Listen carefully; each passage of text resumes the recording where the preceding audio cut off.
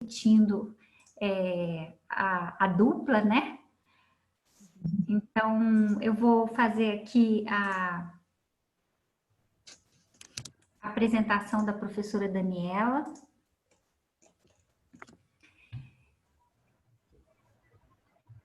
A professora Daniela possui graduação em farmácia pela Universidade Federal de Ouro Preto, é especialista em homeopatia pela Associação Mineira de Farmacêuticos Homeopatas e especialista em gestão e docência do ensino superior pela PIC. É mestre em educação em diabetes pelo Instituto de Educação e Pesquisa da Santa Casa de Misericórdia de Belo Horizonte. Atualmente é professora dos cursos de graduação em farmácia e biomedicina do Centro Universitário UNA. Atua como presidente e membro da comissão científica da Associação Mineira de Farmacêuticos Homeopatas, bem como docente da Associação Médica Homeopática de Minas Gerais. Tem experiência na área de farmácia, com ênfase em homeopatia, fitoterapia, educação em diabetes e farmácia clínica. Então, agora eu vou passar a palavra para a professora Daniela. Ela vai trazer aqui para a gente alguns conteúdos sobre a homeopatia, né, e a prática terapêutica, principalmente dentro desse contexto das PICs do Brasil. Então, Daniela, passo a palavra para você nos conduzir aí. Então, ela vai proferir a palestra dela e depois a gente vai discutir. Então, vocês podem ir aqui no chat colocando já perguntas que nós vamos anotar. Anotem aí as suas perguntas para a gente poder discutir no final, tá bom? Isso. Então, a palavra é sua, Daniela. Muito, muito agradecida pela sua presença mais uma vez aqui. É uma alegria tê-la aqui no nosso grupo. Muito obrigada, Raquel, pela oportunidade, né, para falar da minha prática integrativa favorita. Né? Eu agradeço muitíssimo o convite, é sempre com muita satisfação, não é, que eu aceito por estar junto de uma equipe muito competente, não é, e muito especial, né? Então é uma grande honra para mim compartilhar, não é, o que eu construí, não é, ao longo da minha história com a homeopatia desde 2006 até hoje, tá? Então eu tentei dividir a aula, né, essa palestra na realidade, em momentos, não é, diferentes, né, abordando um pouco da questão da história da homeopatia, não é, dos seus princípios gerais, não é, de quais são, não é, as nossas literaturas de referência, não é, para a farmácia homeopática principalmente, e fechando com um panorama, não é, de como é conduzido um tratamento homeopático, né? E com um artigo que eu encontrei que eu achei bastante interessante, que eu trouxe aqui, não é, para que a gente se embase para a discussão de um caso clínico. Então, eu vou ficar bem atenta ao tempo, para dar tempo da gente chegar no caso clínico, para a gente fechar a aula com ele. Tá certo, pessoal? Então, o tema de hoje, né, da nossa aula do GPIX é a homeopatia. Né? A homeopatia, ela é uma palavra de origem grega que quer dizer doença semelhante. As doenças são tratadas pelo princípio da similitude. Eu vou explicar para vocês, né, de onde vem, não é, esse princípio terapêutico. E ele é um princípio terapêutico bastante interessante porque ele traz uma assertiva de que toda doença pode ser tratada com substâncias semelhantes a ela. Ou seja, toda substância capaz de provocar, né, determinados sintomas em um indivíduo sadio, né, modificando as manifestações, né, fisiológicas e a homeostase desse indivíduo sadio, podem ser, né, substâncias utilizadas para tratar doentes que apresentem essa sintomatologia semelhante, né? Quem propôs esse postulado foi Hipócrates, né? Na Grécia Antiga, e a história da homeopatia ela se inicia justamente com a história da medicina ocidental. Né? Na Grécia Antiga, com Hipócrates, né, que é conhecido como filósofo e o pai da medicina ocidental, né? E ela se baseia, além do princípio dos semelhantes, em outros princípios, né, como a experimentação na pessoa sadia, as doses mínimas e o medicamento único, certo? Então, aqui eu coloquei só alguns pontos chaves gerais para a gente iniciar a nossa discussão, né? Como eu disse, né, a história da homeopatia, ela se inicia com a história, né, da medicina ocidental. Hipócrates, né, foi o grande representante médico grego, não é, que estabeleceu todos os princípios para as condutas, não é, clínicas de diagnóstico, prognóstico e tratamento e os padrões éticos da medicina que são adotados até hoje, né, pela prática médica do Ocidente, né? A Grécia Antiga foi o berço também da medicina ocidental, né? Hipócrates, ele tinha, na realidade, não é, uma medicina apoiada no conhecimento experimental. Foi justamente na Grécia Antiga que se desvinculou, não é, a prática médica de misticismos, né, de situações que estavam ligadas a rituais religiosos, né?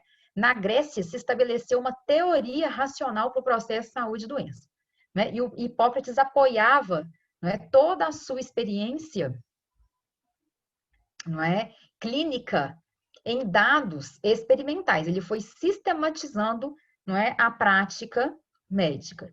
E ele tinha uma concepção de doenças, não é, sinais e sintomas que são muito próximas às concepções da homeopatia. Doença para Hipócrates era, na realidade, uma perturbação de um equilíbrio que mantinha o ser humano em harmonia, né, com ele mesmo e no ambiente, não é, social e natural onde ele estivesse inserido. Então, doença para a medicina hipocrática representava essa perturbação de um equilíbrio, né, equilíbrio tal que é o que mantinha, né, o indivíduo, né, em harmonia consigo mesmo e com o ambiente no qual ele estava inserido, né? E, obviamente, os sinais e sintomas apresentados por esse doente eram as manifestações desse desequilíbrio, né? Então, na realidade, isso é muito homeopatia, gente. Né? Eu vou comentar qual é o conceito de doença, né, para homeopatia para vocês e qual é a nossa percepção sobre sinais e sintomas, né? Isso vem da medicina hipocrática, né? A base da terapêutica de Hipócrates se estabelecia na natura medicatrix, né? O que significa isso? A própria natureza, não é, e todos os seus recursos devem, né, se encarregar de restabelecer a saúde do doente. Então, cabe ao médico imitar a natureza a fim de reconduzir esse indivíduo ao perfeito estado de equilíbrio. Bom, diante disso, a gente observa, né, que, como eu já falei anteriormente, Hipócrates estabeleceu todas as providências, né, de estratégias de diagnóstico, prognóstico e terapêutica, né, baseado, então, né, no fato de que a doença é uma perturbação do equilíbrio que mantinha o ser humano em harmonia consigo mesmo e no ambiente no qual ele estivesse inserido. E sinais e sintomas seriam as manifestações deste desequilíbrio, né, e caberia ao médico propor estratégias de tratamento, né, imitando as leis da natureza e utilizando de seus recursos. E qual era o grande objetivo do prognóstico? Não é? A cura, não é? Que o indivíduo fosse reconduzido a um perfeito estado de equilíbrio. Aqui, gente, eu trouxe uma foto. Na realidade, que eu busquei na internet, essa foto foi até postada pelo médico homeopata, né, Dr. Mário Cabral. Eu utilizei essa foto pessoal dele quando ele esteve na Grécia, né, na ilha de Kos. Dr. Mário Cabral é um homeopata. Nessa ilha, né, na ilha de Kos, né, nessa escola médica grega homeopática, que nesse anfiteatro, né, que Hipócrates ministrava, não é, as aulas de medicina para os seus alunos, tá, gente? Então, a homeopatia se alicerça em uma das assertivas, em uma das afirmativas que a gente chama de aforismo hipocrático. A doença é produzida pelos semelhantes e pelos semelhantes o paciente retorna à saúde. Ou seja, toda substância que é capaz de provocar no indivíduo sadio manifestações, não é, sintomas, sinais, alterações, não é, da sua homeostase, todo esse conjunto de manifestações podem ser tratados no doente que apresente um quadro clínico semelhante, não igual, com tal substância. Então, por exemplo, algo que causasse a tosse no indivíduo sadio poderia ser empregado para o tratamento da tosse, né, uma determinada substância ativa, no indivíduo doente. Porém, a homeopatia utiliza de doses mínimas, não é? Que são normalmente, né, diluídas a partir das tinturas mães, né, ou tinturas homeopáticas e produzidas, não é, dinamizações que serão impregnadas nos medicamentos. Obviamente, nós vamos ter que utilizar uma dose inferior, tá certo? Então, em vários trechos, né, gente, da literatura médica grega, não é, a gente encontra, não é, esse termo, né, similia similibus curanto, né, que significa semelhante cura semelhante. Mas Hipócrates não postulou somente, né, esse aforismo, né, essa afirmativa. Ele também, né, postulava frente ao princípio dos contrários, né, a lei dos contrários, né, em que os sintomas são tratados diretamente com as medidas contrárias a eles, né? E isso, né, gente, se fundamentou muitíssimo na medicina alopática, não é? O indivíduo tem, não é, um espasmo, a ele será administrado um antiespasmódico, não é? Então, o sentido dos tratamentos alopáticos, né, se direcionam, né, normalmente frente a substâncias ativas que têm uma ação contrária a essa sintomatologia. E, obviamente, essa corrente, ela prevaleceu, não é, gente, por muitos anos. Né? Ela foi aí, na realidade, não é, a corrente terapêutica, não é, alopática, que foi estabelecida aqui como a base, não é, da nossa medicina convencional. Mas, né, a homeopatia traz em si, não é, a corrente, não é, fundamentada no princípio da similitude, né? Então nós temos duas correntes, não é, gente, terapêuticas da medicina ocidental postulada por Hipócrates, né? A lei dos contrários, na qual se fundamenta a alopatia, e a lei dos semelhantes, na qual se fundamenta a homeopatia, certo? Então, neste caso, né, a doença ela pode ser debelada pela aplicação de medidas semelhantes à própria doença, né? No sentido em que eu busco, né, com essa terapêutica, de trazer uma resposta do meu organismo, não é, a esta sobreposição de sintomas que ocorrem ao doente de forma sutil, né, e o organismo se reorganiza na realidade, né, principalmente os sistemas imunológico e endócrino, no sentido de debelar esse quadro de adoecimento.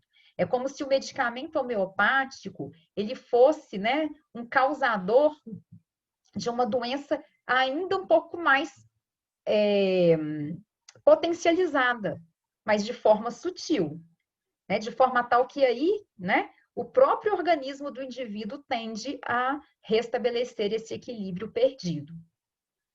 Tá ok, gente? Então, tudo começa na medicina grega, não é? Hipócrates afirmava que as duas formas de tratamento eram eficazes, restabelecendo a saúde, e eu creio muito nisso também, né? Que toda prática, não é, gente, quer seja da medicina tradicional, convencional, quando bem conduzida, não é, para um indivíduo doente, ela tem os seus benefícios, né? Portanto, né? Para ele, para Hipócrates, né, a lei dos contrários ou dos semelhantes, elas não se opunham, né? Hipócrates tratava o doente, né, o paciente, de uma forma abrangente. E isso é muito da homeopatia, não é? E raramente se referia a uma enfermidade de forma isolada, certo? Então, nessa perspectiva, não é? A gente tem a anamnese, né? A análise clínica do homeopata, que vai muito para além de uma análise somente na doença queixa principal, que pode ser uma úlcera gástrica, que pode ser uma enxaqueca crônica, que pode ser a fibromialgia, que pode ser a depressão, né? Então, o homeopata vai muito para além, né, dessa perspectiva, não é de analisar a doença em si. Ele analisa o doente na sua totalidade, não é? Nos níveis dinâmicos diversos do ser humano, o mental, o emocional e o físico. É claro que o homeopata vai fazer né, gente, um diagnóstico clínico, com certeza, mas para além disso, ele busca outras esferas de informação, né? Bom, Hipócrates não aprofundou, não é, os seus conhecimentos sobre o princípio da similitude. Coube, não é, o médico alemão Samuel Hahnemann, nascido em 1755, a homeopatia, gente, nasceu na Europa, não é, na Alemanha. E coube, né, a Samuel Hahnemann, do ponto de vista histórico, né, muito tempo depois, né, porque Hipócrates viveu, não é, em torno ali, não é, gente, dos anos 400 antes de Cristo, né? Então coube a Samuel Hahnemann muito tempo depois estabelecer toda a doutrina, né, da clínica e do tratamento homeopático. Em 1755, né, nasce Hahnemann na Alemanha e a gente observa, não é, que a partir daí ele tem uma carreira médica brilhante, não é, e estabelece a homeopatia como uma especialidade, né, a princípio médica. Bom, e Samuel Hahnemann tem uma história belíssima, gente. Claro que nesse meio, né, nesse intervalo de tempo histórico, né, nesse meio tempo, né, como a gente diz de forma mais informal, outros médicos foram importantes, não é? Que tentaram resgatar, não é, o princípio da similitude, como Paracelso, por exemplo, né? Mas quem de fato estuda da perspectiva científica, não é? Que faz um desenho de pesquisa para estabelecer o método homeopático foi Samuel Hahnemann. Tá ok, gente? Hahnemann, ele terminou o seu curso de medicina na Universidade de Erlangen, na Alemanha, onde, né, ele recebeu o grau de medicina após defender uma tese, né, consideração sobre as causas e tratamentos dos estados espasmódicos. Gente, Hahnemann, ele frequentou 3 universidades, em Meissen, em Leipzig e,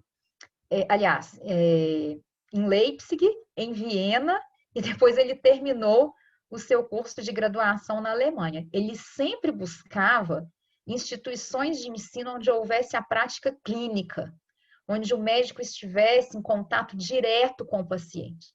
Não é por isso que ele fez, não é, essas mudanças aí de instituições ao longo da sua formação médica. E ele não tinha o apoio familiar nessa perspectiva porque ele veio de uma família de artesãos, né? Mas professores foram observando, né, qual era a conduta e a inteligência, e como era inteligente aquele aluno, né? E abriram as portas das universidades, não é, que ministravam os cursos de medicina naquela ocasião, né, para Samuel Hahnemann, né? Então ele vem de uma origem muito simples, não é? Mas se estabeleceu, não é, inclusive do ponto de vista profissional, com uma carreira muito brilhante, não é? Aqui eu trouxe algumas informações, gente. Em 1779, logo após, né, a formatura dele, olha, ainda no ano de 1779, ele foi eleito, não é, para participar de uma academia de ciências, e lá ele publicou diversos trabalhos na área da medicina e da química. E Samuel Hahnemann, ele era um estudioso da química, né? Ele ajudou na produção de um tratado de matéria médica, né, sobre as propriedades medicinais das drogas empregadas, né, nos esquemas terapêuticos daquela ocasião. Ele foi o responsável, né, pela sistematização da primeira edição da farmacopeia alemã. Residiu em várias cidades, gente, sempre buscando novidades científicas, né, com enorme clientela, né, e excelente reputação, como médico e farmacologista, em Dresden, não é, na Alemanha, que é uma cidade muito importante alemã, não é, até hoje, na perspectiva política e econômica. Ele trabalhou como substituto, né, do diretor de saúde pública, ele trabalhou com saúde pública em Dresden, escreveu vários livros, realizou várias traduções, né, ele falava 7 línguas, 7 ou 8, se não me engano. Né, aqui eu trouxe uma imagem de Dresden, né, onde Samuel Hahnemann trabalhou, né, como médico da saúde pública. E com isso, gente, ele era um médico muito próximo dos pacientes, mas ao mesmo tempo ele julgava a medicina da época muito empírica ainda, não é? Ela era muito baseada em hipóteses, né? E baseadas na experiência clínica. Não havia ainda, não é? Práticas médicas pautadas em evidências científicas. E nessa época, a ciência já evoluía em outras áreas do conhecimento, não é? Como na área, não é, gente, das engenharias, não é? Aqui é o início né, de uma era já de quase que de uma revolução industrial, não é? Então, Samuel Hahnemann ficava muito intrigado, né? Como que outras áreas havia tanta evolução, né, na perspectiva de produção científica e a medicina ainda era tão pouco afetada por isto, não é? Os médicos trabalhavam em cima de um empirismo às vezes, não é? E ele abandona a medicina. Ele viveu um conflito, gente. Mesmo com grande reputação, não é? Com grande número de pacientes, ele julgou a medicina empírica e que a influência da ciência moderna ainda era muito tímida, né, na área médica. Ele teceu várias críticas, não é, a essas práticas, né, que se apoiavam basicamente em formulações muito complexas, em medicamentos tóxicos, né, em procedimentos bastante invasivos, né, como as sangrias. E ele vive esse conflito e abandona a medicina em 1787. Ele até escreve, não é, uma carta aos seus pacientes e aos seus amigos, né, que ele não queria mais trabalhar baseado, né, em hipóteses arbitrárias. Quer dizer, gente, Samuel Hahnemann ele já tinha uma visão, não é? No final aí, não é, já de século XVIII, né, que ele queria se pautar em clínica baseada em evidências. Ele é muito visionário, não é? Se a gente for pensar bem, né? Então, ele preferiu renunciar à prática médica e ele se passou a se dedicar à química e a ocupações literárias, né? Porque como ele falava, né, diversos idiomas, ele foi, não é, produzindo ali traduções, não é? Passou por algumas dificuldades financeiras nessa ocasião, mas foi justamente, não é, devido a uma tradução que ele fez, não é, de um trabalho de farmacologia, não é, a matéria médica de William Cullen, que despertou, não é, em Samuel Hahnemann uma curiosidade, não é, em contestar algumas informações citadas nessa obra desse médico, né, que procurou Hahnemann para esses serviços de tradução, não é? Então, conta a história. Aqui, gente, eu coloquei Samuel Hahnemann, né, uma imagem dele aqui novamente, não é? Aqui ele já estava próximo, né, da idade que ele faleceu, que, se não me engano, foi com 85 anos, né? Falam que essa pintura é dessa ocasião. Falei, nossa, então a homeopatia fez muito bem para Hahnemann, né? E a forma farmacêutica mais empregada em homeopatia, vamos dizer assim, característica da homeopatia, que são os glóbulos homeopáticos, né? Eu não poderia deixar de colocar aqui uma forma farmacêutica que é tão genuína, não é, dessa especialidade que é médica, que é da medicina veterinária, que é da farmácia e que é da odontologia. Tá ok, gente? Então, como que nasce a homeopatia? Não é? Samuel Hahnemann abandona a medicina e em 1790, não é, ao traduzir a matéria médica de William Cullen, né, na realidade, nesse material produzido por esse médico, né, havia a descrição das principais substâncias em uso na prática médica naquela ocasião e seus possíveis mecanismos de ação, né? E Cullen propôs uma ação antifebril para a quina de forma bastante hipotética, né? Eu acho que vocês devem conhecer a quina, não é, gente? Ela é um derivado da quina officinalis, que está presente aqui, não é? São, na realidade, árvores presentes aqui na nossa região da América Latina como um todo, não é? E o que se observou, não é? E ela é usada como um antimalárico, né? Inclusive, foi protótipo para diversos, né, medicamentos, inclusive alguns que hoje ainda são polêmica, né? O difosfato de cloroquina, a hidroxicloroquina, né? Todos vieram, né, da quina. E, na realidade, Hahnemann leu um capítulo, né, a respeito da ação antifebril da quina e contestou esse mecanismo de ação, né? Cullen atribuía a influência curativa da quina ao poder, né, que ela exercia por meio de uma ação tônica no estômago, não é? E que as células parietais gástricas produziriam uma substância contrária à febre. Hahnemann discutiu, não é, essa hipótese, ele contestou, não é? Ele achou assim com um embasamento muito pouco fundamentado e aí ele pensou num desenho de pesquisa, não é? Por que não experimentarmos a quina em seres humanos, inclusive ele se incluiu nesse estudo, não é? Para percebermos, para que se percebesse, não é? Em seres humanos sadios, gente. Ele faz esse desenho desse estudo experimental já em grupos de seres humanos, indivíduos sadios e sensíveis à substância a ser testada. Né? E a partir dali, o que ele foi observando e sistematizando? Tanto ele, não é, quanto o grupo de voluntários, né, participantes desse desenho de pesquisa, começaram a desenvolver uma sintomatologia muito próxima à sintomatologia da malária. Aí ele retoma aquele conceito hipocrático do princípio dos semelhantes, né, no qual se embasa a homeopatia. Ele realiza esses estudos de experimentação humana, né, em todos os estudos de experimentação humana que Hahnemann conduziu, os indivíduos eram adultos, sadios e sensíveis à substância a ser testada, não é? E ele compilava com detalhes quais eram essas manifestações, né? Do ponto de vista individual e depois as reunia nas matérias médicas, não é?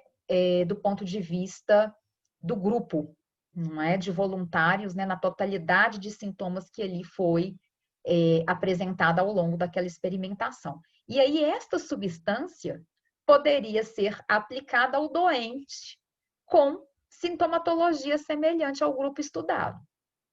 A princípio, Hahnemann usava as doses da farmacologia clássica e os pacientes agravavam, não é?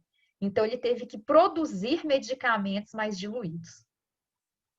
Certo? Então, né, ele vai compilando, né, o resultado de experimentos não só com a quina, mas com a beladona, também foi, né, um dos primeiros medicamentos homeopáticos estudados, né? E ele começou a clinicar novamente, aplicando esses princípios na prática clínica, não é? Então, qual foi a conclusão de Hahnemann? Não é? Que, na realidade, a experimentação humana, né? Ensaios clínicos, né, gente? Na realidade, não é? No molde de século XVIII, mas eram ensaios clínicos, né? Era necessária para se prescrever cientificamente aos doentes. Hahnemann já tinha essa concepção de medicina baseada em evidências, né?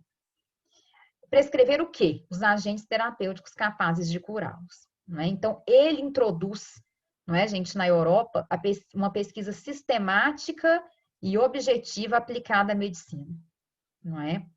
Baseando os seus estudos na ação farmacológica de substâncias ativas no indivíduo sadio para depois aplicá-los aos indivíduos doentes sobre o princípio da similitude, que é um princípio hipocrático. Não é, gente? Então, Hahnemann, ele realizou inúmeros estudos de experimentação, né? Hoje esses estudos são realizados, né, por ensaios clínicos, não é?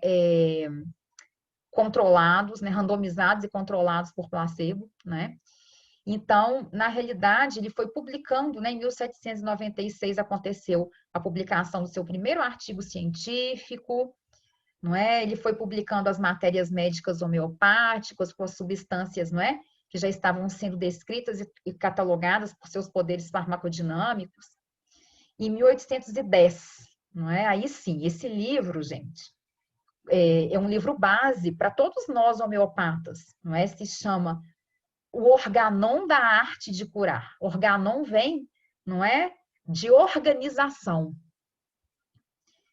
O Organon da Arte de Curar, a sua primeira edição é de 1810, a gente está com a sexta edição atual, né, traduzida do alemão.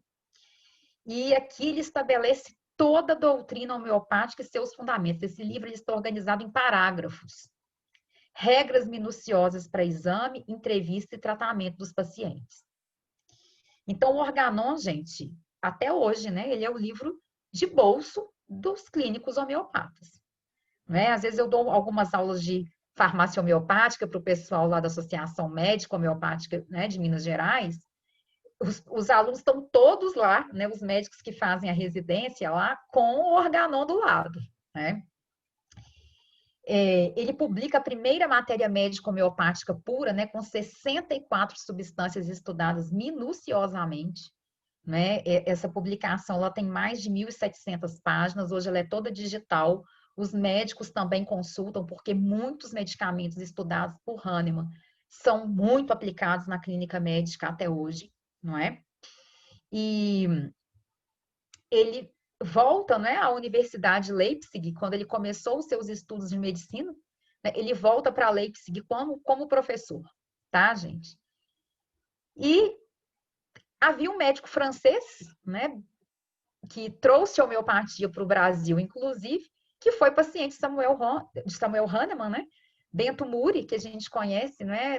Aportuguesamos o nome do médico francês, né? Para Dr. Bento Muri, foi paciente de Hahnemann, era médico também, e trouxe a homeopatia para o Brasil em 1840. Certo, gente? Então, Hahnemann falece em Paris, não é? Ele termina a sua vida clinicando em Paris, né? Aliás, morreu com 88 anos, né? Cercado do mais nobre respeito, não é? Pela classe médica, deixando 21 livros e 25 traduções, não é? Como referência. Não é? Aqui a gente tem o mausoléu de Hahnemann, em Paris, e nessa perspectiva, não é? Um dos discípulos de Hahnemann, que inclusive foi paciente dele, não é? Um médico francês, Dr. Bento Muri, trouxe a homeopatia para o Brasil, né, gente? Em 1840, não é novidade, não é? A medicina ainda era, né, destinada para poucas pessoas, né, da sociedade, para nobres, não é? Para aquelas pessoas, né, de alta ascensão social, nessa ocasião, né? Grandes comerciantes, fazendeiros de café, eram as pessoas que tinham, né, o acesso à homeopatia. Nessa perspectiva, gente, no Brasil, toda a matéria-prima ela vinha da Europa, não é? As tinturas, né, usadas em homeopatia. Nós não tínhamos ainda, não é, gente, farmacêuticos formados no Brasil. Em 1839, foi que começou o primeiro curso de farmácia dentro da Faculdade de Medicina em Salvador, né? Então, quando Bento Muri chega aqui, nós nem tínhamos farmacêuticos formados ainda, né? Estava iniciando uma primeira turma. E aí não existiam farmácias especializadas e os próprios médicos manipulavam os medicamentos homeopáticos nos seus consultórios, gente. A realidade era essa, não é? Mas o número de homeopatas foi crescendo, né? Consequentemente, o número de farmacêuticos, né? E hoje, né, nós temos um panorama né, da homeopatia muito organizada, né, do ponto de vista regulatório e de informações, né, técnicas a respeito da sua clínica e a respeito da produção dos medicamentos, né? Em 2008 aconteceu um marco, né, para as farmácias de manipulação brasileiras, né, a RDC número 67, que fixa, né, todos os requisitos para as boas práticas de manipulação farmacêuticas, né? A gente tem um anexo próprio, que é o anexo 5, que trata, né, exclusivamente das atividades em farmácia homeopática, né? Eu trabalhei em farmácia homeopática por muitos anos. Aqui em Belo Horizonte, né, na homeopatia camomila, não poderia deixar de falar, né, que foi, assim, um grande aprendizado, né, e a gente seguia, né, restritamente todas as normas sanitárias da Anvisa impostas, né, no anexo 5 da RDC 67. Em 2011, não é, houve a primeira aprovação da terceira edição da Farmacopeia Homeopática Brasileira pela Anvisa, né, no Congresso da Associação Brasileira de Farmacêuticos Homeopatas, lá em Foz do Iguaçu, em 2011, eu estava nesse congresso, houve a aprovação da terceira edição da Farmacopeia Homeopática Brasileira pela Anvisa. Então, a homeopatia tem uma farmacopeia própria, não é? E nós temos o Manual de Normas Técnicas, né, da Associação Brasileira de Farmacêuticos Homeopatas, que está na quinta edição. Eu esqueci de colocar o ano aqui, viu, gente? De 2019, certo? A primeira edição aconteceu em 2003, num congresso da ABFH, foi o lançamento. E hoje nós estamos, né, com a quinta edição do Manual de Normas Técnicas da ABFH. Gente, todos esses documentos, né, eles regulam, né, a produção de medicamentos, né, eles padronizam. Isso é muito importante, né, que haja padronização desta produção, porque o medicamento homeopático, eu vou comentar com vocês logo adiante, né, tem muitas especificidades que são envolvidas no seu preparo, tá? Em 2017, não é, houve por meio da publicação número 302 da Anvisa, não é?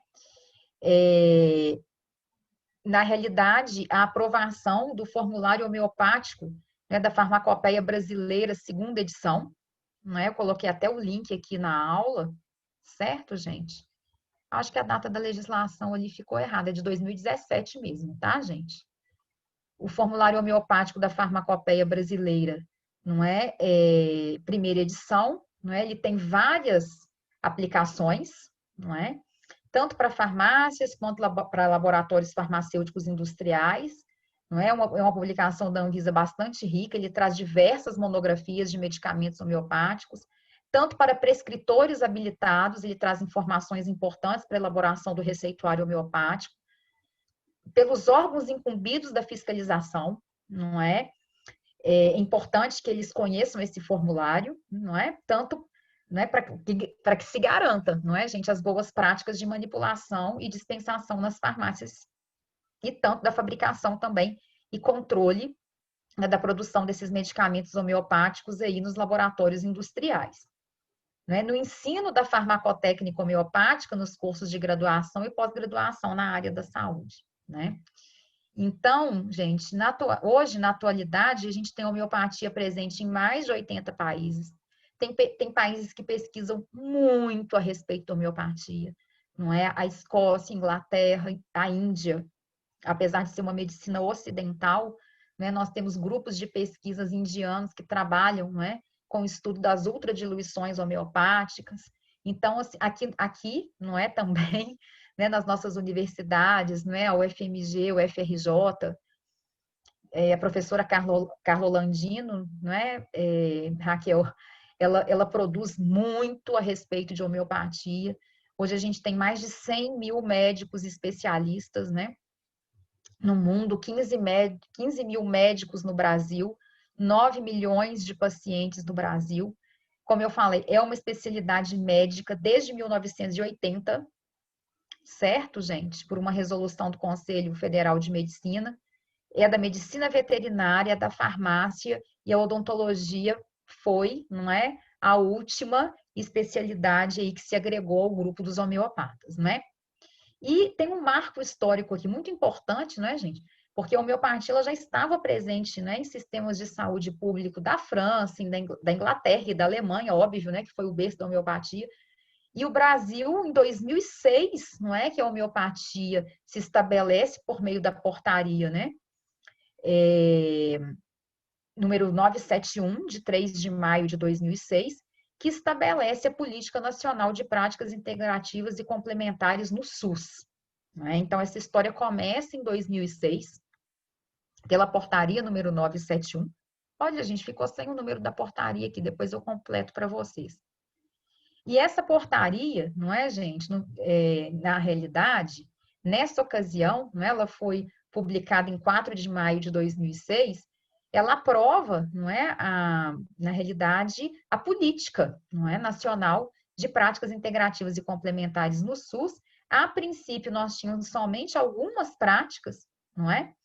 A homeopatia, a fito, o termalismo social, a crinoterapia, em nível multiprofissional, não é? Não só médicos, mas também para as equipes, né? E atualmente são contempladas 29 práticas.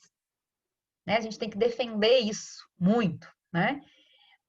29 práticas, né, que são aí apoiadas, né, pelo Ministério da Saúde, e as práticas mais recentes, né, como a aromoterapia, elas foram inclusas, né, nesse último documento, que é a portaria número 702 de 2018, certo? Porque antes de 2006, né, a gente já havia alguns municípios que tinham uma iniciativa própria, não é, de se estabelecer a homeopatia, não é, na gestão pública da saúde municipal, mas houve a necessidade desse documento nacional, não é, para que os gestores se apoiassem nas diretrizes desse documento para implantação e implementação dessas práticas, né?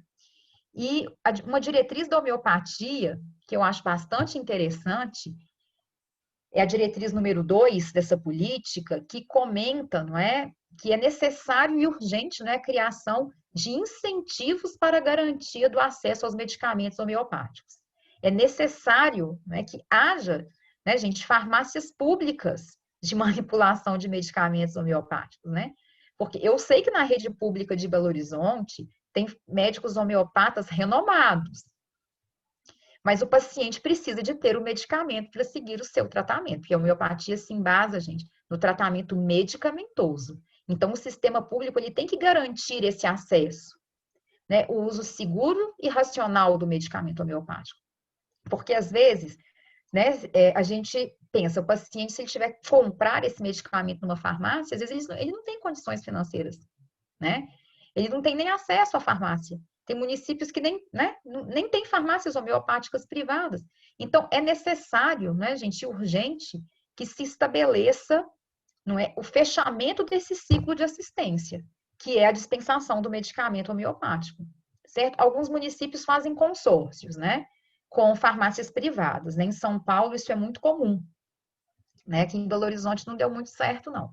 Infelizmente, a gente não tem uma farmácia pública, não é, que produza medicamentos fitoterápicos e homeopáticos em Belo Horizonte, né?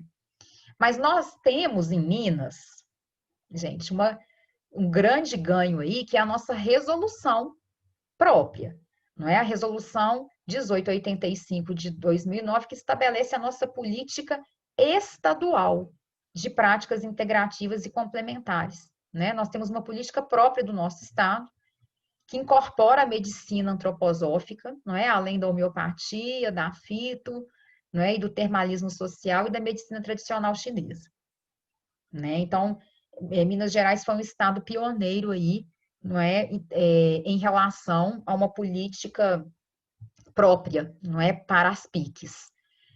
Nós temos municípios mineiros que têm políticas municipais em PICs, gente. Uberlândia é um desses municípios, né? E isso é muito interessante, certo? Então, em relação à pesquisa, né, a gente pensando, né, Samuel Hahnemann iniciou as pesquisas com homeopatia e qual é o panorama, né, brasileiro? Eu já falei que em alguns países essa pesquisa ela é bem conduzida aí, não é? No Brasil, não é? A gente tem aqui na realidade, algo que é bastante interessante, que é um consórcio acadêmico brasileiro para a saúde integrativa, não é? Na realidade, foi criado, né, pela primeira vez, né, um consórcio brasileiro, né, uma força estruturadora da pesquisa na área de PICs no Brasil, né? E o Brasil foi o primeiro, né, de toda a América Latina a estabelecer essa iniciativa, não é? Esse consórcio ele foi criado, né, durante o primeiro Congresso Nacional de PICs, em Natal, em 2017, o Ministério da Saúde, naquela ocasião, anunciou, né, o apoio a essa iniciativa, não é? Num convênio de colaboração, né, do Ministério da Saúde, da BIREM, OPAS, né, e OMS, com o objetivo de desenvolver ferramentas de colaboração e gestão do conhecimento, gerar um registro das pesquisas, integrando a biblioteca virtual de saúde, não é?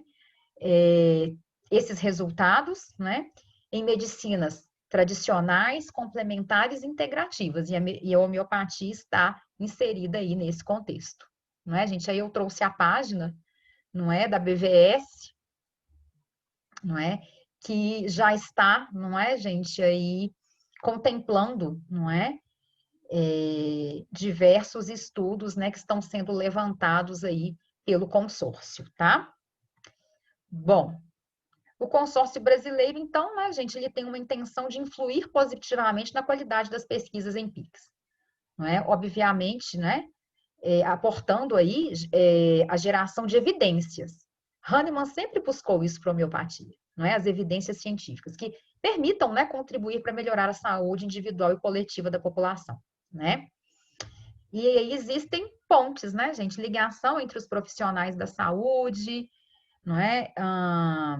Ao setor público, de gestão pública em saúde, né? Aproveitando, né, as tecnologias da informação que a gente tem hoje, né? As ferramentas das tecnologias da informação para estabelecer essa rede, não é? De contatos entre pesquisadores, gestores de saúde, né? E o público em geral. Então, pessoal, deixa eu ver que horas são aqui. Nossa, já são quase 8 horas, meu Deus. Eu vou falar bem rapidamente, gente, sobre a homeopatia e seus conceitos gerais, né? Eu já comentei a respeito, né, da origem. A homeopatia vem da palavra grega, né? Homoios, semelhante, patos, sofrimento. É um método terapêutico baseado no princípio da similitude, né? Na lei natural de cura, semelhante, cura semelhante, né? Do similia similibus curantur. E é um sistema científico, a gente viu isso, que se apoia, né, nos estudos de experimentação humana, e filosófico. Filosófico porque ele se apoia numa corrente filosófica médica denominada vitalismo, né, em que o indivíduo possui uma energia vital que é a mantenedora do seu equilíbrio orgânico. Então, Hahnemann aprofunda aquela ideia do Hipócrates, né? Hipócrates falava: o indivíduo, não é? Ele tem saúde quando ele tem o equilíbrio, não é? Uma harmonia, não é? Entre ele mesmo e o ambiente. Hahnemann já aprofunda isso, trazendo uma corrente filosófica médica vitalista. O que mantém esse equilíbrio entre o homem e o ambiente em que ele está inserido, não é? E em todos os seus níveis dinâmicos da natureza, não é? Humana, o nível dinâmico mental, emocional e físico,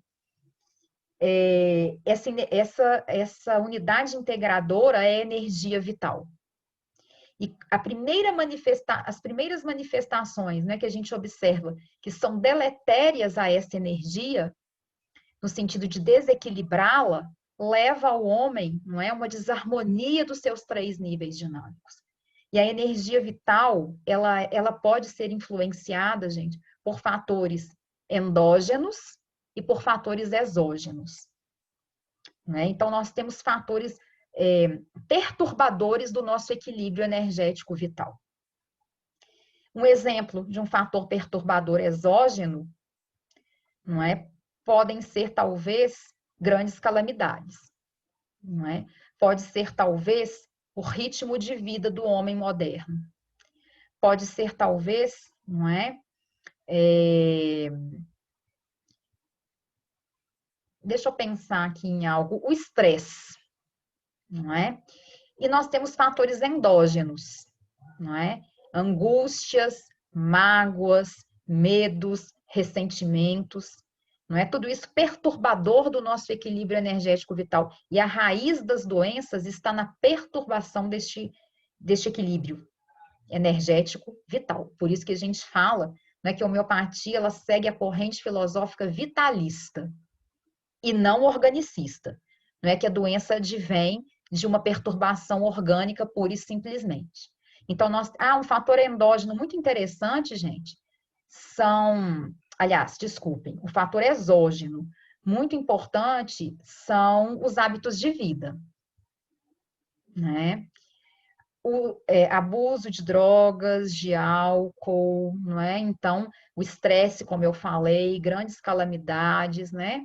O próprio momento de pandemia Covid-19 que a gente está vivendo, né? Os estresses gerados pelo ritmo de vida do homem moderno, tudo isso é perturbador do nosso equilíbrio energético vital, que leva às desordens, primariamente no nível dinâmico mental, emocional e, por último, o nível dinâmico físico. Não é? Então, isso é a concepção de saúde e doença para a homeopatia. E é claro que ela é científica, porque ela se embasa em dados de experimentação clínica em seres humanos. Primeiramente, né, óbvio, em grupos de voluntários, né, indivíduos sadios e sensíveis, né, para depois, né, haver aplicação nos indivíduos doentes, né? Então, aqui, não é, gente, um outro conceito, como eu já falei, é uma especialidade médica, farmacêutica, veterinária e da odontologia, que consiste em ministrar, né, doses mínimas de medicamentos de acordo com a lei dos semelhantes para evitar a agravação de sintomas, não é? A gente está reforçando, não é, de forma sutil o adoecimento do indivíduo, por isso que existe, né, gente? Uma máxima, na homeopatia, primeiro a gente tem que piorar para depois melhorar. Não necessariamente é uma piora perceptível, né? Ela é muito sutil, né? O medicamento, não é? Ele é como se fosse um fator artificial que provoca, né, uma intensificação sutil desse estado de adoecimento para estimular a nossa reação orgânica em direção à cura. Primeiro ponto, o reequilíbrio energético vital. Certo? Como serão as nossas posturas, né, na perspectiva mental, emocional e física diante dos nossos enfrentamentos, né, que nos gera a situações adversas e de doenças. Né? Então, gente, os princípios gerais da homeopatia, não é o princípio da similitude, eu já falei com vocês, não é a lei dos semelhantes, ou o princípio da analogia, ele também pode ser chamado assim, eu já comentei com vocês, né? Qualquer substância ativa capaz de causar no indivíduo sadio, porém sensível, determinados sintomas, é capaz de curar um indivíduo doente, desde que em doses adequadas, né? Que apresente um quadro mórbido semelhante. Né? Agora, a homeopatia tem limitações, né, gente? Com exceção das lesões aí irreversíveis. Não é? Por exemplo, em casos de, né, de doenças oncológicas, né, como o câncer, a homeopatia pode auxiliar, não é, como um efeito, né, paliativo bastante interessante, trazendo uma sensação subjetiva de bem-estar geral ao paciente, certo? E perante essa análise, eu vou passar aqui um pouquinho mais à frente, gente, porque infelizmente não vai dar tempo de falar tudo que eu coloquei aqui, não é? Diante dessa análise da totalidade de sintomas do paciente, nos seus níveis dinâmicos mental, emocional e físico, a consulta homeopática ela é uma anamnese delongada. O médico tem que estudar a perspectiva clínica do paciente, a sua queixa principal, mas ele tem que buscar o histórico, né, a história biopatográfica desse indivíduo, não é? E o quadro clínico atual, e a queixa principal, e a partir daí, por várias estratégias de diagnóstico, né, gente? O diagnóstico clínico, esse diagnóstico biopatográfico, não é? Esse diagnóstico da totalidade de sintomas do paciente, totalidade de sintomas. E de forma assim, muito particular, esses sintomas são pesquisados. Não basta falar que tem uma enxaqueca.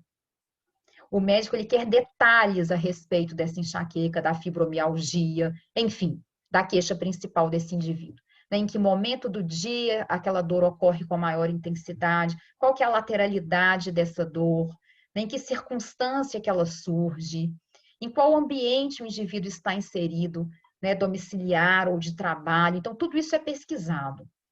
Os sintomas, eles precisam de riquezas de detalhes, tá certo?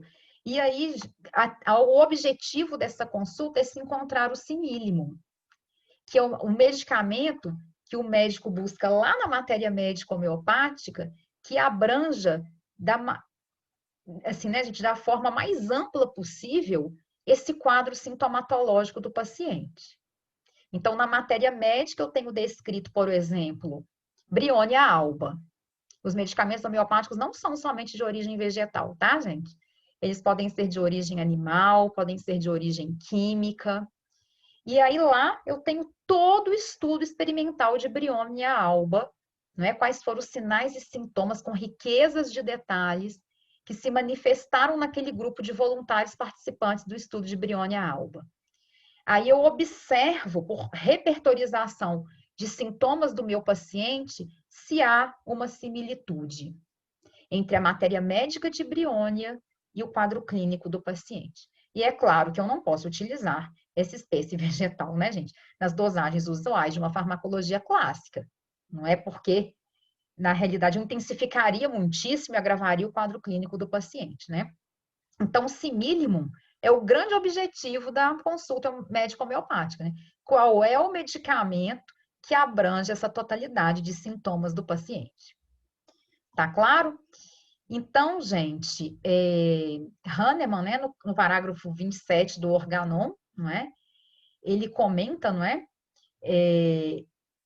Que um medicamento, eu coloquei aqui em rosinha, né, na cor do Gnosiar, que um medicamento ele é capaz, não é, de por si mesmo, não é, reproduzir, não é, a totalidade dos sintomas que o estado de saúde do paciente, não é, apresente de modo muito semelhante e completo. E ao mesmo tempo esse medicamento ele tem que ser capaz de superar em forças essa doença. É como se fosse uma intensificação sutil do quadro de adoecimento do indivíduo para que o organismo restabeleça, né, o sentido de cura. Um outro princípio da homeopatia, né, gente, eu já comentei com vocês aqui ao longo da minha apresentação, não é? A experimentação no homem sadio, até hoje ela é aplicada, não é? Ela trouxe ao princípio da semelhança, não é? Por meio, né, de um método experimental indutivo, um valor de lei natural, né? Então, a experimentação no homem sadio, ela representa isso, né? Ela traz a comprovação do princípio da semelhança, né? Por um método experimental, dando a este princípio um valor de lei natural, né? Eu já comentei aqui, né? Hahnemann, ele comentava que é muito importante a escuta do clínico, não é? Do pesquisador, principalmente, né? Do coordenador da pesquisa em homeopatia, em relação à descrição dos sintomas que são apresentados ao longo dos estudos de experimentação. Porque a homeopatia também, né, gente, ela tem que abranger as esferas mental e emocional. E os animais não verbalizam. Então, ele já descartou essa hipótese, né, com pesquisas em animais e já parte direto para as pesquisas em seres humanos, porque ele precisava de conhecer quais eram as manifestações, não é, no sistema mental e emocional desse indivíduo, para que ele compilasse, não é, nas matérias médicas.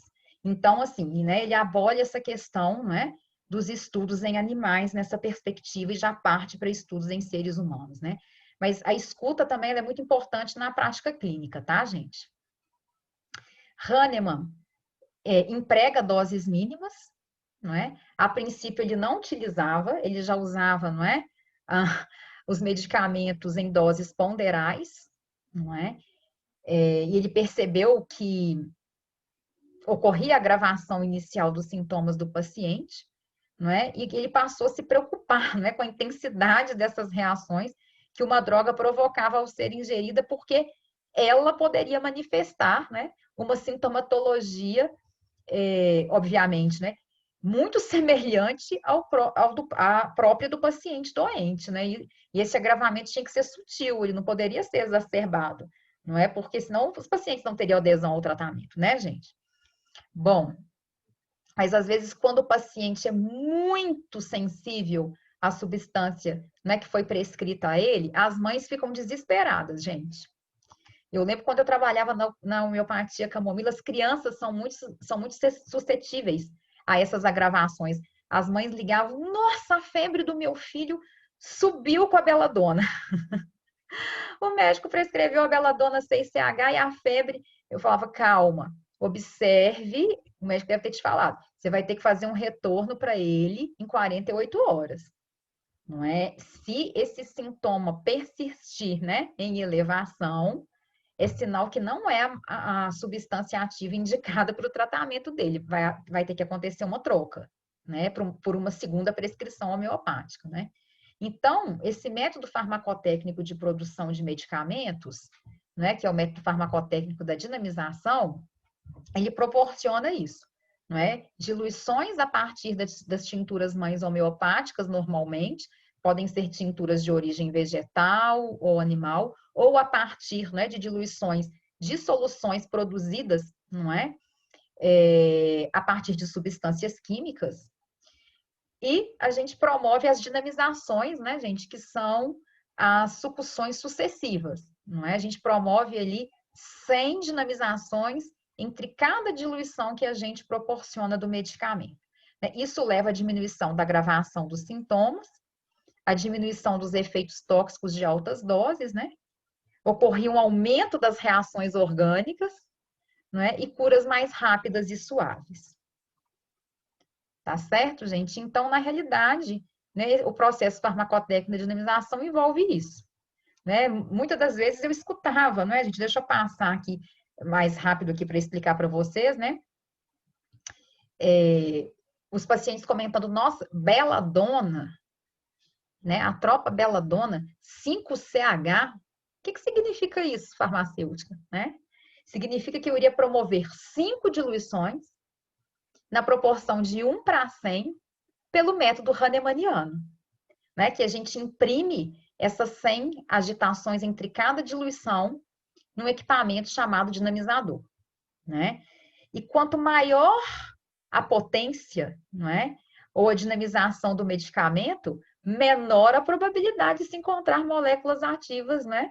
Da droga da solução original. Tá certo, gente? Bom, aí eu já expliquei mais ou menos o que acontece, né, gente? Uma parte do insumo ativo, 99 partes de um insumo inerte normalmente hidroalcoólico, a gente imprime essas 100 agitações e a gente produz a primeira dinamização centesimal hahnemanniana, que é a 1-CH. Não é? E numa escala geométrica, a gente vai produzindo as dinamizações subsequentes. Eu não vou mostrar esse quadro, né, gente? Porque esse quadro é muito farmacêutico, né? E, por último, a gente tem, né, mostrando ali, né, gente, da perspectiva matemática, não é? A concentração das substâncias ativas na medida em que elas são diluídas, né? Esse princípio do remédio único, gente, ele não é empregado por todos os homeopatas, não, tá? Atualmente, a gente vê uma tendência à prescrição de formulações contendo, né, 2 ou mais medicamentos, na perspectiva de que um só, às vezes, não consegue atingir a totalidade de sintomas do paciente, né? A gente tem essa perspectiva hoje, né? Então, o remédio único, né? Ele foi muito, na realidade, propagado por Samuel Hahnemann, porque ele falava o seguinte: as experimentações com as substâncias ativas são feitas uma por vez, né? Em grupos de voluntários que jamais poderiam estar participando de outros estudos de experimentação concomitantemente. Então, né, a gente tem aí, não é, as características farmacodinâmicas testadas, não é, na realidade, e todas essas características são obtidas quando se testa apenas uma droga por vez. Então, obviamente, esses medicamentos devem ser usados, não é, de forma única. Então, ele administrava os medicamentos de forma isolada, se não houvesse a condução de um bom prognóstico para um sentido de cura, isso é feito até hoje, não é? Há uma mudança de prescrição, alteração do quadro sintomático, né? Porque às vezes pode acontecer uma agravação homeopática, pode acontecer, né, o surgimento de novos sintomas, né? Pode acontecer aí, né, um direcionamento do sentido de cura inverso, né, atingindo órgãos mais importantes, a doença, né, pode atingir órgãos mais importantes e vitais, então, né, processo tal que a gente chama de metástase homeopática, então, é óbvio que o médico vai ter que mudar, não é? Então, Hahnemann, né, já pesquisava na matéria médica homeopática aquele medicamento, né, que apresentasse a sua totalidade de sintomas, né, a sua patogenesia capaz de cobrir a totalidade de sintomas do paciente naquele momento. Então, ele defendia, né, o medicamento único, tá certo, gente? Para individualizar o quadro sintomático, não é? Para encontrar esse simílimo, que é o medicamento que abrange essa totalidade de sintomas, tá? Bom, gente, então aqui a gente tem algumas diferenças, né, para a gente ir finalizando, da homeopatia, não é? Aqui na minha direita, acima, da medicina alopática e da fitoterapia. Os pacientes confundem muito homeopatia com fitoterapia. Não é a mesma coisa. Eu trouxe aqui um quadro comparativo. A gente já observa que a alopatia se embasa no princípio dos contrários, assim como a fitoterapia e a homeopatia no princípio dos semelhantes. Então, pelo princípio terapêutico, a gente já observa que a fitoterapia não é igual à homeopatia. Na fitoterapia, a gente utiliza, né, as doses da farmacologia clássica, as doses que podem ser ponderais. Na homeopatia, a gente usa doses mínimas. Os medicamentos homeopáticos são obtidos por dinamização. Ao contrário da fitoterapia, que só utiliza matérias-primas de origem vegetal, a homeopatia utiliza, né, matérias-primas de origem vegetal, animal e mineral. Às vezes, o paciente chega lá com um medicamento homeopático prescrito na farmácia de origem química. Suponhamos, né? Cálium bicrômicum, né? Bicromato de potássio. Os medicamentos são descritos em latim, viu, gente? 30CH, gotas, um frasco, solução hidroalcoólica, 20%, 30 ml. Aí o paciente fala assim: ah, eu adoro homeopatia, todos os produtos são naturais. E como farmacêutico, eu não minto, não. Eu falo, não, o seu medicamento é de origem química, porém produzido pelo processo de diluição e dinamização, né? Nós temos várias formas farmacêuticas diferenciadas na homeopatia, a principal delas são os glóbulos, né? Os tabletes também são muito característicos da homeopatia, né? Trazendo aí as diferenças entre as demais correntes terapêuticas, né? Como a alopatia e a fito. Como eu falei, né, os medicamentos podem ser de origem vegetal, como a arnica montana, mineral, como a silícia, ou de origem animal, como a apis mellífica.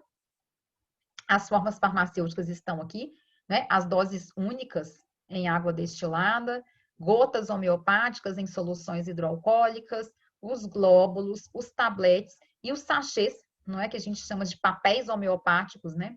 Que contém ali um sólido, né, que é a lactose impregnada pelas dinamizações. E todos esses medicamentos, gente, eles são destinados à aplicação diretamente na boca, né? Então, gente, algumas observações aqui relevantes, né? Como eu já havia falado, a origem das doenças, ela parte do desequilíbrio da força vital. A força vital é a que mantém o organismo em harmonia. Cabe os medicamentos homeopáticos, né? Pelas suas dinamizações, né, pelas suas frequências energéticas, restabelecer o equilíbrio energético vital do indivíduo nos seus diversos níveis, né, dinâmicos da realidade humana, o mental, o emocional e o físico, né? E o paciente, para o homeopata, ele é uma unidade formada entre corpo e mente. Aliás, para o homeopata, não é? A gente é mente e emoções em um corpo. Não é? Então, na realidade, o homeopata tem toda uma perspectiva diferenciada. O paciente, ele é mente, não é? O mental e emocional em um corpo, né? Então, e é lógico, né, gente, que essa unidade formada por corpo e mente, ela é muito influenciada pelos fatores endógenos e exógenos, como eu coloquei aqui. E cada pessoa tem uma particularidade ao adoecer. Se eu tenho a enxaqueca, a origem dela não é a mesma da minha colega de trabalho, por exemplo. Cada um tem a sua forma particular de adoecimento, né? E aí, gente, eu já comentei um pouquinho das dinamizações. Será que dá tempo de comentar do caso clínico? Eu coloquei aqui de forma bem resumida, viu, gente? Esse foi um caso clínico lá da Associação Médica Homeopática de Minas Gerais, né? Na anamnese homeopática se realizou, né, o exame clínico, a história biopatográfica, a totalidade de sintomas e se realizou o diagnóstico medicamentoso. Aqui, gente, tá mega resumido o caso clínico. Porque a ficha técnica dessa paciente lá, não é a ficha da anamnese, na realidade, não é a ficha clínica. Olha eu, gente, ficha técnica. Ficha clínica da paciente são páginas, tá? Então, assim, eu trouxe a essência do caso clínico dessa paciente. Do gênero feminino, 35 anos, né? Ela se apresenta com fibromialgia e dor na coluna cervical. Relata que já tentou vários tratamentos, isso é muito comum na homeopatia, gente. Os pacientes chegam até assim tímidos. Ai, desculpa, eu já tentei de tudo, então agora eu vou tentar homeopatia. Eu falo, não precisa de se desculpar, que isso é comum, né? Ela tentou vários tratamentos alopáticos sem sucesso, levou ao consultório uma caixa contendo vários medicamentos analgésicos e anti-inflamatórios. É uma paciente muito medicalizada, muito ligada a diagnósticos, a exames, né? O envelope contendo uma série de exames de imagem. E atualmente ela se queixa, né, da piora da dor. E relata que após o rompimento com o namorado, ela está apresentando humor alternante, a piora dessa dor, ansiedade, preferindo ficar só e remoendo seus problemas. E relata que não consegue chorar. Então, o médico ele vai tecendo, né, com essa riqueza de detalhes para buscar na matéria médica homeopática um medicamento que tenha, né, uma similitude com esse quadro clínico, né? E aí, gente, eu encontrei um artigo que comenta.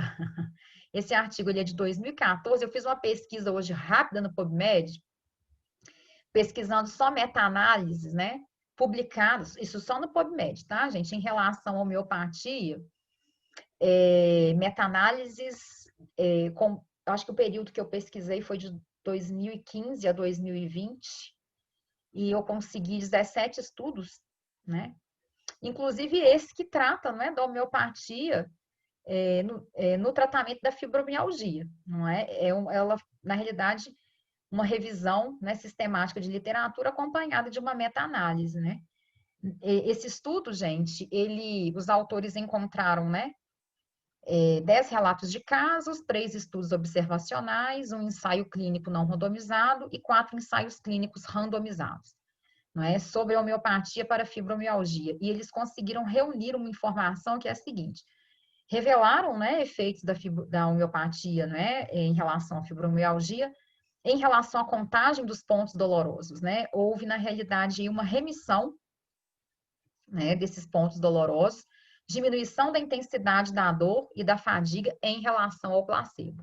Isso aqui é o mais importante, gente, que a homeopatia seja confrontada, não é, com um grupo placebo. Tá, gente? E é isso que eu tinha para falar para vocês hoje. Espero que não tenha ficado muito cansativo, né? Quase 1h15 aqui falando, né, gente? No presencial a gente pode abrir um debate, assim, né, momentâneo, né? Mas no online é um pouco mais difícil. Então, quer dizer, o tratamento da paciente, ele pode estar se pautando aí em evidências clínicas, viu, gente? Para fibromialgia, a gente já sabe que sim.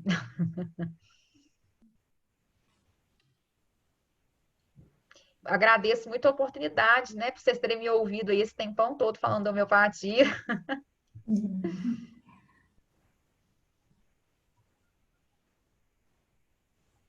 Eu não consegui acompanhar o chat, viu, professora? Não, eles deixaram aqui para o final. Deixa eu abrir aqui o chat, que eles estão falando aqui. Qual foi o medicamento indicado para o paciente do estudo de caso? Também fiquei curiosa, eu também ia Ah, fazer essa pergunta. foi a arnica. Ah, foi a arnica? Qual era a potência? 30 CH. 30? Ah, uma boa potência. E teve melhora? Sim, o prognóstico dela foi muito bom. Foi bom, né?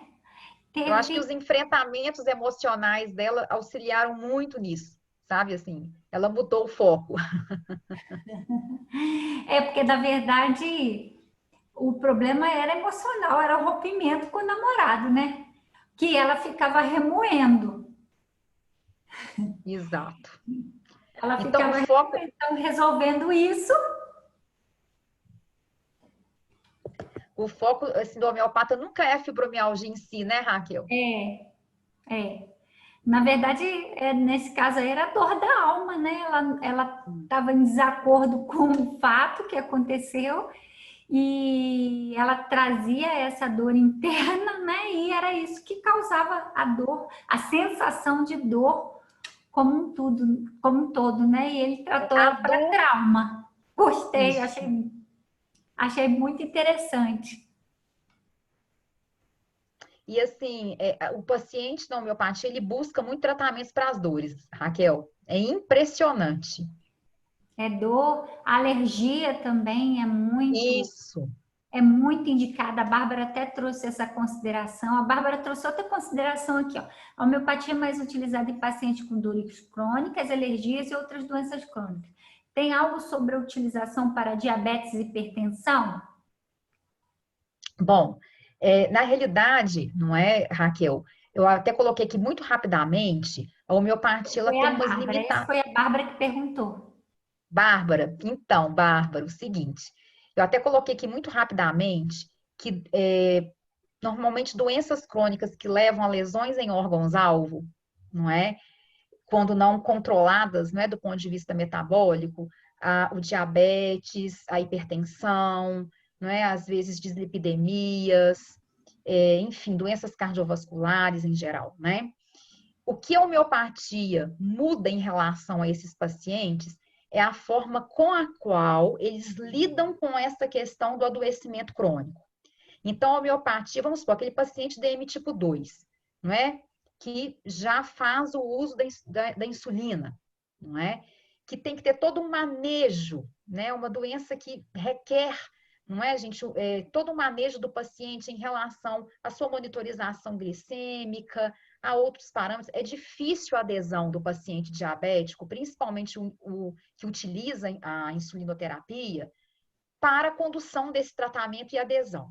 Então, a homeopatia ela vem aí, não é, numa perspectiva de auxiliar esse paciente com doenças crônicas, não é, frente ao enfrentamento desses desafios do paciente crônico, não é? E o que a gente tem observado?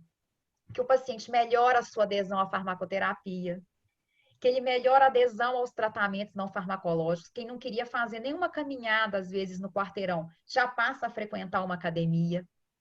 Não é? Então, isso vai trazendo a melhoria, não é, frente ao tratamento convencional, e às vezes os médicos começam, Raquel, até numa desprescrição ou diminuição de doses de medicamentos, né? Porque o paciente passa a ter um outro enfrentamento em relação a essas doenças, principalmente o diabetes. O medicamento homeopático, ele traz essa sensação subjetiva de bem-estar geral, não é? Até em pacientes terminais. Né? Então, eu creio que isso auxilia muito nessa perspectiva, não na doença em si, né? Mas acaba refletindo como consequência, né? Crianças diabéticas, a gente vê o tanto que a homeopatia é efetiva nesse sentido, né? Do manejo da doença, né? A Iana perguntou quantas vezes ao dia essa paciente tomou o medicamento, Arnica. Que eu creio, Raquel, que a prescrição dela, a realidade, né? Ela não era diabética, foi prescrito glóbulos, né? Se não me engano, Não, a foi da Arnica, não é isso? a da Arnica. Oh, desculpa, da paciente da Arnica, né? Ela, se não me engano, foi 30 CH da Arnica. Ela dissolvia os glóbulos diretamente na boca. Eram 5 glóbulos 3 vezes ao dia. 3 vezes ao dia? Nossa, bastante, hein? Porque 30 CH é uma Uma alta potência potência. alta. Mas eu É, lembro que ela começou, agora eu lembrei, Raquel, ela começou o tratamento lá, eu acompanhei essa paciente bem de perto, com a doutora Claudete Penha. Ela começou com uma dose única, em papel 200 CH. Depois... Ela reduziu, né? É, A Eliane comentou aqui que é um policresto, realmente a arnica é um policresto, né? E é o medicamento dos traumas, né? Na baixíssima potência, na baixa potência 6CH, 12CH, é para aquele trauma físico mesmo, mas aí do 30 em diante você pensa no trauma psicológico, né? A isso. Eliane traz aqui também o pensamento do auro metálico para aquele caso clínico. Também, né? O auro metálico, né? Ele é... Gente, eu não posso falar assim, né? Porque é eu estou generalizando e a homeopatia a gente não pode generalizar, a gente tem que individualizar, né? Ele é o antidepressivo, não é, da homeopatia. Eu lembro de um caso lá da associação de um dependente químico, que ele tinha uma questão de baixa estima, assim, muito evidenciado, né? E a prescrição dele foi o auro. E ele conseguiu, gente, com apoio, né, da terapia cognitiva também, não é? Homeopatia, e a princípio tinha um psiquiatra também junto, depois nem precisou mais, né? Ele de fato caminhou bem com o auro. Daniele, naquele artigo de meta-análise que você trouxe para a homeopatia, aplicação da homeopatia para fibromialgia, quais foram os principais medicamentos apontados? Eles apontaram a arnica e apontaram a Rustox. Quem? A Rustox. Rustox é dendro? Arroz. Arroz. Arroz tox. Isso. Bem bacana. E agora eu vou fazer uma pergunta, né? Como que você sendo presidente lá da Associação Mineira de Farmacêuticos Homeopatas, eu queria que você trouxesse assim um panorama da homeopatia em Minas Gerais. Inclusive a Cristiane comenta, né, que lá no Espírito Santo também eles compram medicamento de uma farmácia privada para poder fornecer esse medicamento, né? Então, eu gostaria que você comentasse um pouco da homeopatia em Minas Gerais e sobre a questão da mobilização do farmacêutico, né? Sim. Para a questão da especialização, para a atuação enquanto responsável, né, de estabelecimentos por homeopatia. Essa é uma. Depois eu vou perguntar dos cursos de especialização. Vou deixar você Tá. responder. Mas que horas são, Daniela? A gente não pode perder aí. Pois é, são 8h33. Rapidinho aí, então, para a gente Tá. encerrar. Bom, o que que eu tenho observado, Raquel? Assim, na realidade, eu começo pela questão da formação médica, não é? Lá na Associação Médica Homeopática de Minas Gerais, a gente tem um número que está, interessante isso, viu? Crescente. E são médicos que já têm outras especialidades. Eu vou falar da área médica e depois eu comento da farmacêutica. São médicos que já apresentam outras especialidades e o que eles trazem nas aulas lá para gente é o seguinte: às vezes são cardiologistas, às vezes são psiquiatras, às vezes são até ginecologistas comentando assim: olha, eu não estou conseguindo vislumbrar um tratamento de medicina convencional mais para as queixas dos pacientes. Elas são muito maiores do que a medicina convencional pode Bacana. resolver. Então, eles estão buscando, né, as outras práticas para trazer essa resposta para os pacientes. Então, isso é um panorama médico. Há um certo tempo atrás, a gente tinha o quê? 3 alunos, 4 na residência. Eu falava, gente, como é que vai ser isso quando essa primeira geração de homeopatas de Minas Gerais resolver se aposentar, né? Quem vai assumir esses postos? Então, a gente está percebendo que médicos até de outras especialidades têm buscado a homeopatia para trazer a resposta a essas queixas, que a alopatia às vezes não traz, né? E agora, no panorama, aí a gente tem a residência, não é? Lá na Associação Médica Homeopática de Minas Gerais.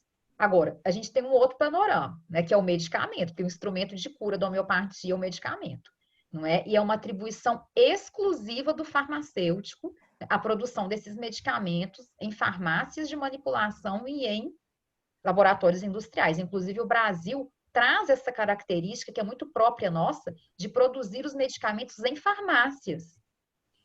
Não é? A gente não percebe isso, isso é de uma riqueza muito grande. A gente não percebe isso, não é? De forma tão significativa, não é? Na Europa, nos Estados Unidos, né? Normalmente os laboratórios industriais são que produzem os medicamentos, né? Então isso traz uma riqueza muito grande, mas ao mesmo tempo traz uma necessidade muito grande de regulamentar o setor por meio de normas, não é? E resoluções de diretoria colegiada da Anvisa, não é? E de materiais bibliográficos aí que são publicados pela própria Anvisa no sentido de normatizar o setor. E qual é a formação que esse farmacêutico, né, que ele está tendo atualmente, não é?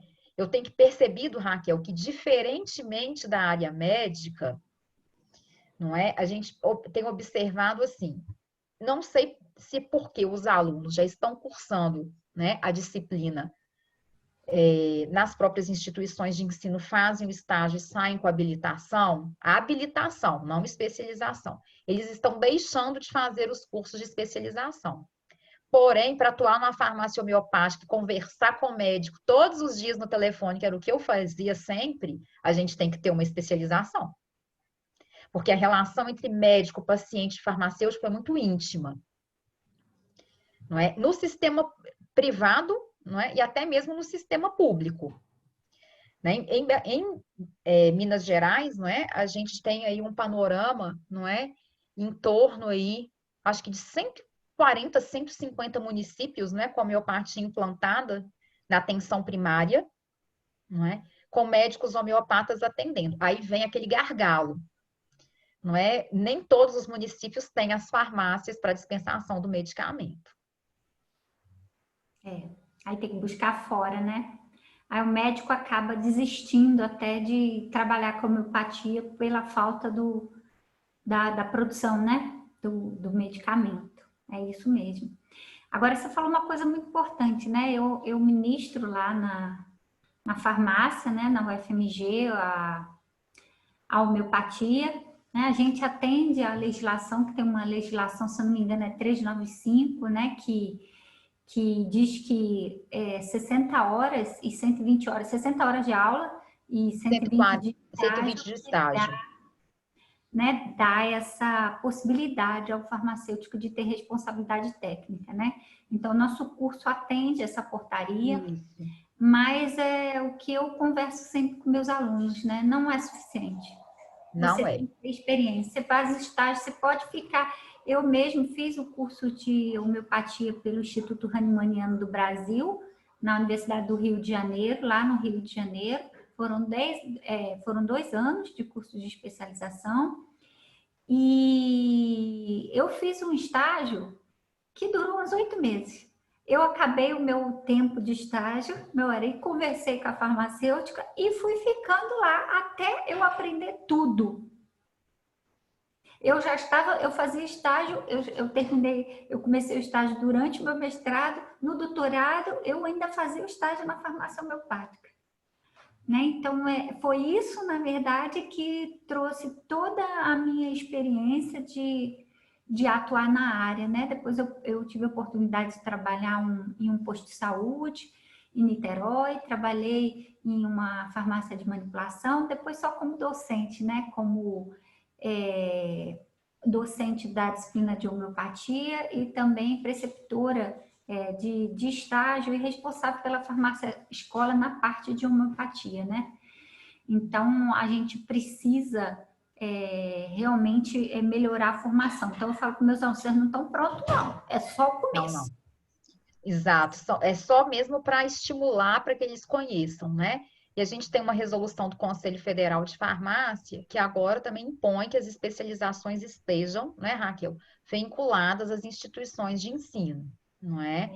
Então, um curso livre, ele também não habilita, Não. porque a produção do medicamento, ele envolve desde a interpretação, né, da prescrição, o medicamento homeopático, ele tem diversas especificidades, né, na sua produção, até o armazenamento das dinamizações é muito particular, né, a forma de se armazenar, de manter o controle de qualidade dessas dinamizações. Então, assim, você tem que estar muito bem preparado, né? É. E tem que estar preparado até para a clínica, porque às vezes os médicos te telefonam, né? Na homeopatia camomila eu atendia telefone de profissionais médicos todos os dias, né? A Então, Luísa, assim, tem que estar preparado, né? é isso aí, é isso aí. A Luísa, para a gente fechar aqui as duas últimas perguntas, a Luísa fala que faz enfermagem, é encantada com essa área. Aí ela pergunta se tem espaço para o enfermeiro. Eu vejo que sim, porque o Sim. enfermeiro atua nas equipes de saúde, na atenção primária. Então, o enfermeiro necessita conhecer homeopatia e Necessita. deve buscar um curso de especialização, sim, na área, E sabe, porque eu também acho, Raquel, contribuirá muitíssimo, porque até desde a atenção primária até o paciente talvez terminal que precise de cuidados paliativos, não é? Então, acho que o exatamente. enfermeiro, né, na realidade, né, esse acompanhamento até, né, também na atenção primária e até em outros pontos da atenção, né, do cuidado do enfermeiro também. É, exatamente isso. E aí a Eliane fecha aqui, né? Curso de especialização em homeopatia, a gente não tem em Minas Gerais, né? Não, ainda não. Essa semana mesmo eu respondi uma pergunta de uma moça, eu indiquei, eu falei, olha, o curso do Instituto Hahnemanniano do Brasil, lá no Rio de Janeiro, ele é muito bom. A gente tinha, a associação tinha, era até ministrado lá Era na até UFMG. na UFMG, eu fiz lá, Raquel. Na última turma eu cheguei a ministrar aulas também nesse curso, né? Mas aí por uma questão na verdade, pela legislação, a Isso, legislação tirou essa oportunidade, o curso teve que fechar. A gente isso. até, na época, conversou com a associação para montar uma especialização ali na UFMG, mas de acordo com as normas da pós-graduação, a gente não conseguiu, a gente Ah, não tinha entendi. condições, vamos dizer assim, material humano, né? Porque Uhum. 70% dos docentes tinham que ser da UFMG. Ah, Então, entendi. a gente não conseguiu material humano para botar para frente, mas quem sabe um Quem dia. sabe um dia, né, Raquel? O Eu da associação. continuo Isso, ministrando homeopatia, vou continuar trabalhando com homeopatia lá, né? Porque eu levanto coisa essa boa. bandeira mesmo.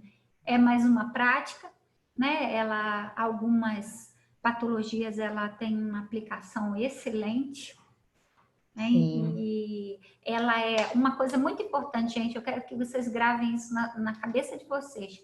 Ela é resolutiva e ela é barata. isso. Então, acho que a gente Eu pode ficar esqueci por de aqui. comentar isso, né, Raquel? O É, custo-benefício é muito interessante. não vou nem comentar, porque não foi o objetivo, né? Não vou nem comentar da propaganda negativa, do que se faz, É, do desconhecimento que tem na área, porque isso.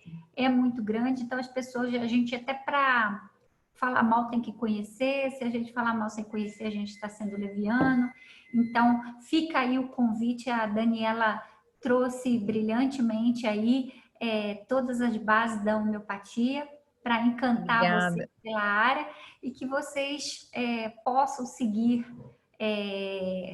buscando novas informações, novos cursos sobre homeopatia.